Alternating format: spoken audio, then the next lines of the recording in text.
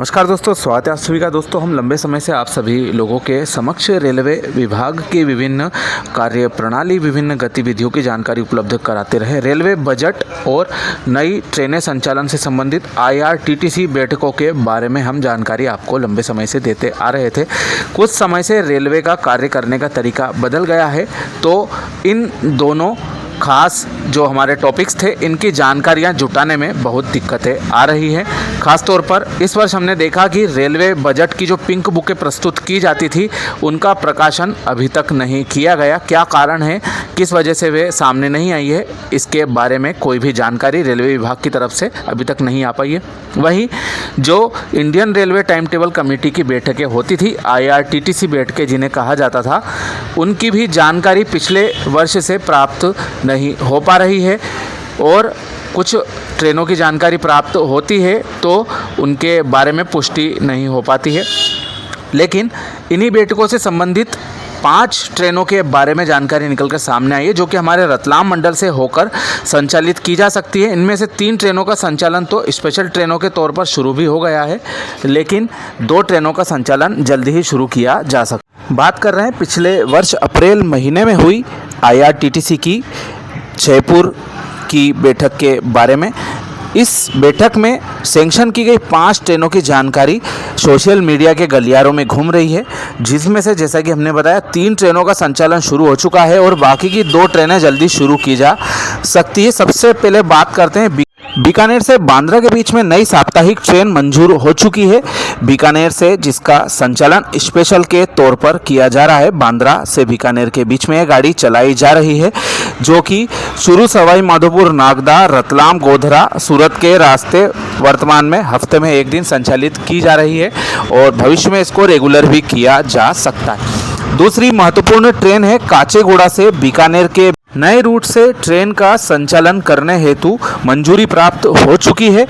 नया रूट इसलिए क्योंकि हमारे हैदराबाद से जो गाड़ियां वर्तमान में संचालित होती जयपुर के बीच में, उनका संचालन वाया रतलाम, अजमेर होकर किया जाता है। लेकिन इस गाड़ी के संचालन के लिए जो मंजूरी मिली है, वह नागदा, कोटा, सवाई माधोपुर होकर संचालित की जाना है और इस गाड़ी का संचालन स्पेशल के तौर पे शुरू भी हो गया और काफ़ी अच्छा प्रतिसाद इस गाड़ी को मिल रहा है। अगली महत्वपूर्ण कनेक्टिविटी है जिसके बारे में जयपुर में हुई IRTTC बैठक में मंजूरी मिली, वह है पुणे से हिसार के बीच में नई साप्ताहिक गाड़ी। स्पेशल गाड़ी के रूप में हिसार से हड़पसर के बीच में इस ट्रेन का संचालन शुरू भी किया जा चुका है और जल्दी ही उम्मीद है कि अच्छा प्रतिसाद मिलने पर इसको रेगुलर भी किया जा सकता है। इस गाड़ी का जो रूट है वह है हिसार से लोहारू, जयपुर, सवाई माधोपुर, नागदा, रतलाम, वडोदरा, सूरत, वसई रोड के रास्ते इस गाड़ी का संचालन वर्तमान में स्पेशल के रूप में किया जा रहा है और जैसा कि हमने बताया, इसको रेगुलर भी किया जाएगा क्योंकि इसको जो IRTTC की बैठक में मंजूरी मिल गई है। जो अन्य 2 गाड़ियां हैं, यह भी काफ़ी महत्वपूर्ण कनेक्टिविटी साबित हो सकती है, जिनके बारे में मंजूरी IRTTC की बैठक में प्राप्त हो चुकी है, ऐसा नज़र आ रहा है। बहुप्रतीक्षित इंदौर से जयपुर त्रिसाप्ताहिक गाड़ी का जो प्रस्ताव है, वाया फतेहाबाद, बड़नगर, रतलाम, चित्तौड़गढ़ होकर इस बार भी इसका जो प्रस्ताव है पश्चिम रेलवे की ओर से गया है और इसको मंजूरी मिल चुकी है जहां तक नज़र आ रहा है। लेकिन अभी तक इस गाड़ी का ना तो स्पेशल के तौर पे संचालन किया जा रहा है और ना ही रेगुलर गाड़ी के चलने की कोई खबर सामने आ रही है। बीच बीच में भिवानी से जयपुर होकर इंदौर के बीच में स्पेशल गाड़ी जो चलाई जाती थी, वह इस पाथ का उपयोग करके, टाइम टेबल का उपयोग करके संचालित की जा रही थी। लेकिन और आने वाले समय में यदि इसको शुरू किया जाएगा तो काफ़ी अच्छा रहेगा। इंदौर से जयपुर खातीपुरा के मध्य में यह त्रिसाप्ताहिक गाड़ी का संचालन किया जाना है। जैसा कि हमने बताया, रतलाम, चित्तौड़गढ़ के रास्ते इसको संचालित किया जाए ताकि बहुत ही डिमांड वाली यह गाड़ी है। 2020 में जब इंदौर जयपुर लिंक एक्सप्रेस गाड़ी बंद हुई थी, उस समय से ही इस गाड़ी के संचालन की मांग उठती आ रही है और इस गाड़ी का संचालन निहायत ही जरूरी है। और जो अंतिम गाड़ी है जो लगभग मंजूर हो चुकी है और इसका संचालन भी किया जा सकता है, यह है उदयपुर से चित्तौड़गढ़, रतलाम, संत तीर्थाराम नगर नागपुर के रास्ते चेरापल्ली के बीच में हमसफर एक्सप्रेस गाड़ी का संचालन किया जाने से संबंधित यह प्रस्ताव है, जो कि पिछले वर्ष की बैठक में उत्तर पश्चिम रेलवे के द्वारा रखा गया था।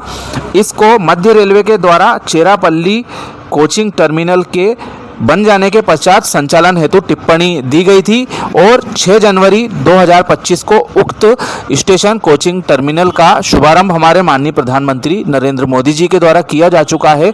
तो उम्मीद जताई जा रही है कि इस बहुप्रतीक्षित हमसफर गाड़ी का भी जो संचालन है जल्द ही शुरू किया जा सकता है, इसकी पूरी संभावना नज़र आ रही है।